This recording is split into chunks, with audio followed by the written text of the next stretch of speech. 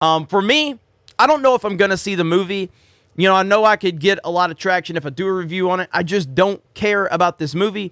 And after Simu Liu's comments, ridiculous comments, it's made me not want to see this movie. I really hate when they try to pretend that this is breaking down barriers, and this is the first time it's happened, and I'm more important than I really am. So today I have a rare treat for you guys, because a lot of you often say to me, I love your videos about anti-SJWs, do more of them. And not on purpose, I guess subconsciously, I have moved away from talking about this stuff. I can't remember the last video where I'm specifically talking about some sort of anti-SJW reaction to something. But Zack Snyder dunking on Geeks and Gamers and Jeremy from Geeks and Gamers has to be like one of my favourite moments online this year. We're really not affiliated with Geeks and Gamers as far as I'm concerned, and there's no room for hate. What I just listened to Zack Snyder do to me, and I do believe he slandered. Just so hilarious. I could not stop laughing while editing my video on that stuff. So not as funny, but there has been another person dunking on Geeks and Gamers and anti-SJWs in general, and that is the star of Shang-Chi, the newest Marvel movie, which all the anti-SJWs were saying is going to be a flop, is woke because it stars an Asian guy. All this garbage they were saying for months and months and months. Turns out it's actually done far better than most movies in the last 18 months. And because he clowned on all these anti-SJWs, all saying it would flop, it sent them into a bit of a meltdown. Also, which was so funny, Geeks and Gamers specifically, his audience seemingly turned on him for this as well, which I always love to see. And then finally, I also want to talk about in this video, I've seen a lot of people saying China may not show this film and the Chinese censors are going to ban this film. And I want to get into the history of Shang-Chi and why it's problematic and why China might take a stand against it, although I somehow doubt that. I do also want to talk about the history of this stuff, so this is my Shang-Chi video in general, I guess. I'm going to plug my social media and Patreon for about a minute, so skip that stuff if you're not interested. Before we get any further, a lot of my work on this channel is demonetized because when you're covering more serious, sometimes edgier topics, YouTube doesn't like this. So if you've ever enjoyed my work, please consider becoming a patron. And you don't have to pledge a crazy amount. I want to build up my Patreon based on as many people as possible, pledging little amounts like $1 or $2. So if you feel like I have ever brought anything that's worthwhile into your life and my content, please really consider becoming a patron to help me continue to do this regardless of if YouTube monetize or not most of my videos in a given month.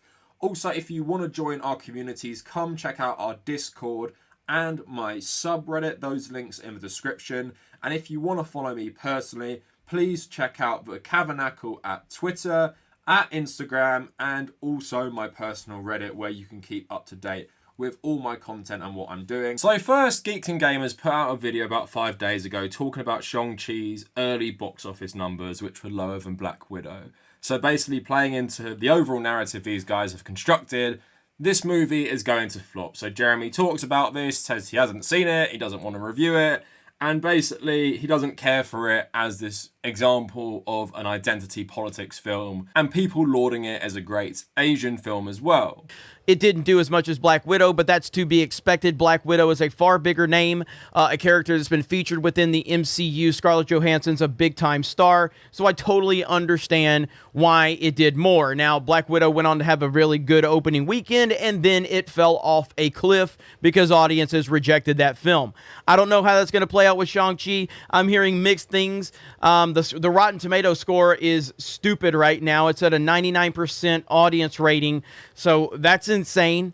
And I've heard different things about it from different people. Mike said it wasn't as bad as Captain Marvel, which is not really a ringing endorsement. For me, I don't know if I'm going to see the movie. I know I could get a lot of traction if I do a review on it. I just don't care about this movie.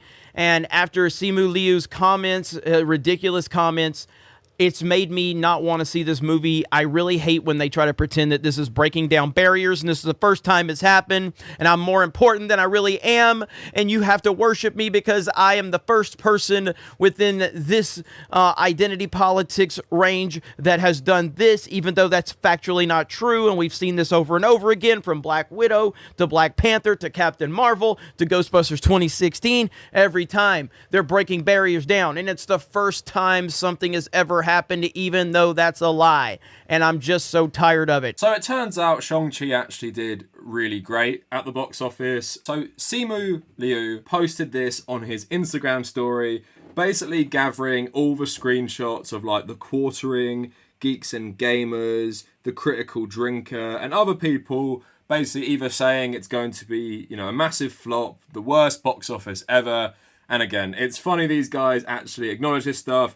Was a top post on Reddit and things like that. Of course, got the attention of all these guys. Now, the quartering kind of took it in his stride and said, like, fair enough. And apparently he was planning to make videos talking about that he was wrong about it, and it was a great success. But Geeks and Gamers kind of doubled down on this stuff, basically saying he doesn't care what this guy thinks, and Shang-Chi is still like not a great movie and it's not doing that well, and he's trying to prove his point. And today, Shang-Chi, the most impactful film of our lifetimes, and I am supposed to admit that I was wrong. Now, why are so many people coming after me saying that my prediction was wrong?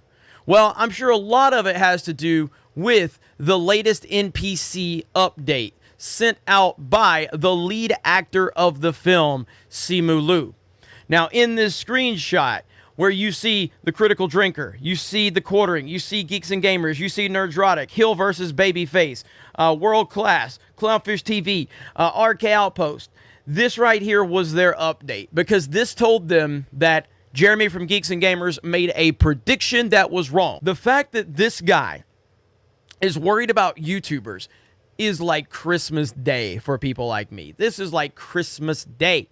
And I am so happy that he decided to do this, because he has made a fool of himself over and over and over and over again. He has continued to make a fool of himself, and he will continue to do so. The comments this guy has made about Bob Chapek, about the Disney CEO, the virtue signaling, the victim mentality from this guy, and now you're bringing random YouTubers into it. It is a beautiful thing, and I am here for it all day long. Now, I always love to see these anti-SJW YouTubers having their fans turn on them completely. So if you go on the comments of the video talking about the Black Widow numbers, it's interesting to see how most of them are criticizing him. So here's one guy. I usually like a lot, if not all, your guys' content, but this right here is just either a hate on the Shang-Chi movie and wishing or hoping it will fail, or a desperate grab for views on a video claiming to foretell disaster.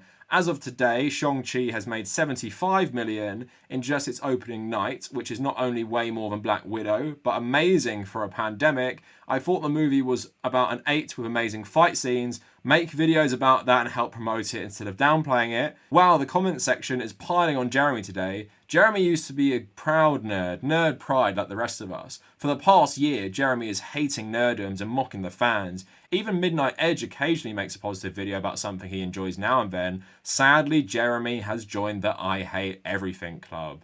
Jeremy desperately clings to his hate in the face of evidence. Remember how Jeremy said he saw The Mandalorian Season 2 was going nowhere after the first couple episodes? That's how good Jeremy's predictions are. Don't forget that YouTube video where Jeremy said at first he loved The Last Jedi. I know the channel is supposed to hate SJWs, but isn't blindly just hating on anything you deem as SJW just as bad as those on the left trying to cancel everything? You are the same, just on a different side. You can't really criticize a movie when you haven't seen it. It's actually really good. I was honestly surprised. And wasn't it you who said never trust the critic score, just the audience score? Does that only apply to movies you like or when you want a movie to fail? Did you ever hear the tragedy of Darth Jeremy? He wanted to destroy SJWs, but eventually became one. Ironic, isn't it? I like your takes on Star Wars and other woke movies, but just got done watching Shang-Chi, and it had great acting. It was funny and had badass kung fu action, no politics at all. Damn, the comment section is pretty harsh on Jeremy for this vid. He might just have to take an L on this one. Damn, you fell off. I'm not even regarding views or anything else. You claim to hate SJWs, because they blindly hate on things they don't like, but it's ironic how you do the exact same, you are just on the other side of it. My god, how the tides have turned against you, Jeremy. It's truly glorious to watch. Delusional hate in the face of facts and reality. It's over. 80 million from the US box office, currently #1, and over 100 globally despite the China backlash. Snyder kicked you in the teeth. Now you're stumbling, trying to get up and desperately grab anything to push your anti-SJW agenda. You become the one thing you swore to destroy. Man, you flip-flop all over the place. You have bashed this film all year and it's come out with stunning reviews. Hey Jeremy, instead of deflecting from the fact you've been celebrating and promoting the idea was going to flop, opening weekend and fail, how about you take some accountability for that and admit you were wrong? Even the quartering is doing that. I think it's both hilarious and awesome that Simu saw that flop graphic on Reddit and actually ran with it by reposting it with a big lol, literally giving his haters the L that they earned. I'm sorry, Jeremy, that's awesome. And Jeremy, you should just take it as a bit of light-hearted smack talking rather than taking such huge offense like a tender snowflake. I love the fact you get so mad because Simu called you out, even though you've been talking shit about him and some others for so long. So it's very refreshing to see an anti-SJW's audience turn on him. And of course, Jeremy got so defensive about this. And of course, he went on the attack against everyone involved in Shang-Chi and basically saying it's rubbish and doubling down on everything he said before, unlike people like the quartering. But I hope this makes people realise how hypocritical these people are, because they say for months, this is woke, it's going to be a flop, it's going to be rubbish. And despite the fact even his own audience, anti-SJWs, like this film and it's done really well, he can't stop but hating on it without even watching it. So if you were ever in the anti-SJW space, or if you're still an anti-SJW, please wake up and realise how these guys are just manipulating you for views and clicks and for money, because they just use entertainment to push their political agenda. Now, I need to make a video about how both the quartering and Geeks and Gamers actually have separate politics channels as well, but these guys do have this ideology which fuels their, I guess, grifting careers on YouTube, where a lot of them just don't care about reality. They just care about this narrative they've constructed. And I've made a whole video about how they just construct bizarre narratives. And I've called it fan fiction of reality, because this is what these guys do. But again, Awesome, the actor of Shang-Chi, called this out directly on his Instagram. Not as good as the Zack Snyder stuff, which I could just watch forever because it's so hilarious. But cool to see these guys actually calling it out, because I guess most celebrities ignore this stuff with good reason, but it's always fun for them to get, I guess, some interaction. Just like with Jon Favreau's comments that he actually liked Kathleen Kennedy, it's just fun because it actually debunks a lot of their own narratives they often create. But moving on, and I said I wanted to talk about this issue as well with Shang-Chi and why it's been controversial in China. So the Global Times reporting, Shang-Chi debut's first trailer, but racism controversy persists among Chinese audiences. The Global Times found that many Chinese netizens' first impression of the film was that its story is associated with an early 20th century novel featuring Fu Manchu, a representative of the Yellow Peril in the West. The connection already sparked controversy in 2019 when Marvel announced the project. On China's popular video game platform Bilibili, typical comments included, "As I said when Marvel announced the casting, who they pick already said, Hollywood will never change its stereotype of Asians. After seeing a hodgepodge of Japanese ninja, US skyscrapers, gangs, and Chinese ancient swordsmen, my brain turned to mush." A Beijing-based film critic told the Global Times on Tuesday that the movie could be sold to some for its oriental elements and the presence of Tony Leung, who plays the role of Shang-Chi's father, but whether it can be a success depends on the story itself. Now, I want to talk about this Fu Manchu stuff, because Shang-Chi's connection to that, I can understand why people in China and maybe Asian audiences in general might be hesitant, but I also want to outline how the creatives behind the film have tried to actually distance themselves and attack all the problematic stereotypes that used to exist with Shang-Chi. So I want to read this article by Shelley Tan in the Washington Post called Shang-Chi and the Fight Against Yellow Peril. Shang-Chi's history in the comics is complicated. The superhero has been plagued by tropes that society still imposes on Asian Americans, both in real life and in fiction. Yellow Peril, Kung Fu Master, etc. These are stereotypes that the movie will have to reclaim from white voices and rewrite. Fu Manchu and the Asian Threat. In the new film, Shang-Chi is the son of the Mandarin, But in the original comics, Shang-Chi's father is the infamous and problematic Fu Manchu, a genius magician bent on world domination. Fu Manchu was created by writer Sax Rohmer and debuted in The Mystery of Dr. Fu Manchu in 1913, the first of 13 novels with the character before it was licensed to Marvel. Rohmer's very first description of the character outright calls him the Yellow Peril incarnate in one man. I'm going to get back to that later. Yellow Peril and other anti-Asian propaganda stemmed from a long-held fear of East Asia as a threat to Western civilization, seeing them as simultaneously culturally inferior and dangerously cunning. The press and politicians portrayed Asian immigrants as a menace. The Chinese Exclusion Act of 1882, for example, prohibited Chinese laborers from immigrating to the US to steal jobs from white Americans. Fu Manchu, with his sinister nature and goal of conquering the world, ticked all the boxes for propaganda. Now, Fu Manchu has also been played in Yellowface by people like Christopher Lee and Boris Karloff. The film's creator contended with his history by excising Fu Manchu entirely. Instead, they transposed Fu Manchu's history with Shang-Chi onto another character, the Mandarin, creating a new composite character for the movie and humanized him by making him a devoted family man instead of a sinister caricature. So strangely, the Daily Mail actually had more information on Fu Manchu, ironic considering what kind of outlet it is, but it has a quote here from the author of The Mystery of Dr. Fu Manchu, and it outlines the character's introduction, which reads, "Imagine a person, tall, lean and feline, high-shouldered with a brow like Shakespeare and a face like Satan, a close-shaven skull and long magnetic eyes. Invest him with all the cruel cunning of an entire Eastern race, accumulated one giant intellect, with all the resources of science past and present. Imagine that awful being, and you have the picture of Dr. Fu Manchu, the Yellow Peril incarnate in one man." Now, Fu Manchu actually had a big influence on the depiction of Asians in cinema. Dr. No was inspired by Fu Manchu in James Bond. Ming the Merciless in Flash Gordon was inspired by Fu Manchu.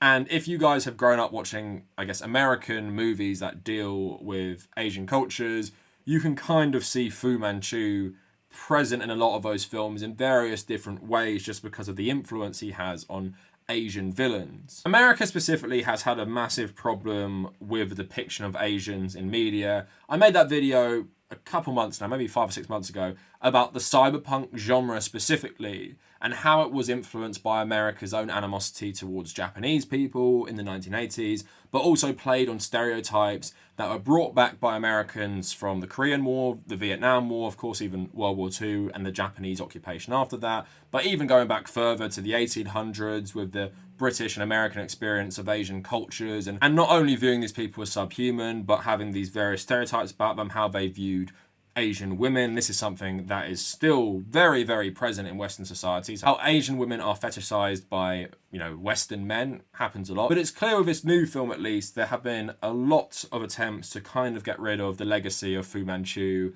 and other stereotypes that were present in the comics, but just present in Western films about Asian cultures. So an article in The Direct says, Shang-Chi and the Legend of the Ten Rings screenwriter David Callahan sat down with Inverse to talk about the film's approach to eliminating racial stereotypes. As the outlet pointed out, the Mandarin still descends from a centuries-old archetype created out of the suspicion and contempt towards an entire race. That said, Callahan revealed that he wanted to change those perceptions through Shang-Chi. While citing the history of Asian representation in the media, the Marvel writer pointed out that the community had long been the butt of jokes and stereotypes that are damaging, and it's not nothing, going on to say, it's way easier to be violent or hateful to someone you don't see as the same as you. With the history of Asian representation in media, it's not just that we've been invisible for a long time, it's beyond that. We're the butt of jokes and stereotypes that are damaging, it's not nothing. Callahan then shared that they wanted to change that stuff, noting that the filmmakers behind the Phase 4 entry had a physical list of things we were looking to destroy. In the pages of Marvel Comics, Shang-Chi's father was originally Fu Manchu, however Marvel Studios opted to use the Mandarin instead. Callahan shed some light on the subject, revealing that Fu Manchu was irrelevant during pre-production. He's gone through a couple of iterations, and the ones we found most problematic tended towards the Yellow Peril. It became the Wenwu list of stereotypes we wanted to explode. We knew this needs to be a character not intent on destroying the world, talking about Shang-Chi's father, not mysterious or sneaky, or a sorcerer whose magic Westerners cannot understand. Even though Callahan noted that these tropes can be cool, the creators behind Shang-Chi were set to add a whole new dimension to the archetype. The Spider-Man Into the Spider-Verse 2 writer then opened up about the involvement of Shang-Chi director Destin Daniel Cretton, saying that the latter wanted to have more nuance and trauma on both ends so the fans could understand the story even more. When Destin came in, those conversations became serious. He's an empathetic filmmaker drawn towards stories about families. Destin wanted to have more nuance and trauma on both ends you can understand and relate to. Our biggest challenge was to make him a real person. In order to get an actor like Tony Leung, we had to do that. We looked at Wenwu as a human with multi-dimensions and personal desires. People will be surprised how much they can relate to him. Callahan ended by pointing out that he doesn't think Wenwu is a villain in the movie, sharing that the writers paint this guy as a father, a lover, a husband, despite him doing heinous things. I don't think he's a villain, but there are places they're coming from that are understandable. He's loving, caring. None of these things are a yellow peril. We paint this guy as a father, a lover, a husband that's relatable to everyone. So one of the comments in the Geeks and Gamers comment section said this film isn't political, and most of you will know most films are political, or at least they have political decisions behind them or political ideologies fueling them. And I respect this a lot, especially with Asian writers working on it, saying that we want to take this character and just rip away the stereotypes that made him so problematic, made a lot of Chinese people quite apprehensive about watching this movie or, you know, liking this character, and really boiling it down to something that is more relatable. And although it takes, you know, parts of Asian culture, Chinese culture, they want to show to the world, it doesn't delve into these Western colonial stereotypes of Asians that have been in literature and in cinema. And I mean, this story clearly has worked and resonated if most of the anti-SJW audiences actually like this movie, and they're hating on a guy like Jeremy from Geeks and Gamers because he's trying to be a contrarian without even watching it. Now, for me personally, I don't really care for Marvel like loads. I watch most of them if I get the chance, but I'm not going to go out and see this movie. But what I'm happy about in general with Hollywood is there seems to be a lot more sensitivity and awareness, and Hollywood has been so instrumental in upholding these stereotypes about Asian characters. And this is not something that has ended anytime soon. It's still going on today. And we see this in even films I love, like the original Blade Runner, for example. I've spoke about how it has problematic aspects in how it depicts a cyberpunk world, or even Cyberpunk 2077 plays into a lot of these tropes. And even if this is done on purpose, it does not give the nuance required, like these guys say they're trying to do with Shang-Chi, actually really deconstruct these tropes. So for example, in Cyberpunk, you have Arasaka run by Saburo Arasaka, who's like this World War II veteran and stuff. And in the world of Cyberpunk, this Japanese state and Arasaka are kind of like one thing. And it plays into, you know, larger stereotypes about often Asian corporations where they're essentially just an extension of the state and they work for the state and that's all they care about. And you see this kind of with China. I know that's a bit more unique because of, you know, the role of the Communist Party in the corporate world. But it's still prevalent where every Chinese company, even though it's publicly traded in the West, is actually working for the Communist Party in some capacity. And there's a lot of fear-mongering around that stuff. And I think Shang-Chi is important because this rhetoric against Chinese people specifically has been really ramping up. The fear-mongering about China, Chinese corporations, Chinese students, Chinese people. In Republicans' minds, and often even in so-called moderates' minds, they are all acting as some sort of extension of the Chinese state. And of course, it's really problematic. And that is also, without going into detail, about the views of Asian men and women that Western countries still have. But anyway, if you want to hear me talk about this stuff for about half an hour, please watch my video about Orientalism, cyberpunk, and all this stuff in general. It's just started to rain if you can hear that noise in the background. But that is it for the video. Always fun to make one of these. If anything like this comes up again, of course, I will cover it. If you like my content, and you want to follow me on social media at The Tabernacle on Twitter and Instagram. If you want to join our communities, the Discord and the subreddit in the description. And if you want to support my work on Patreon, please check that out. That is also in the description. And if you made it this far, thank you for watching.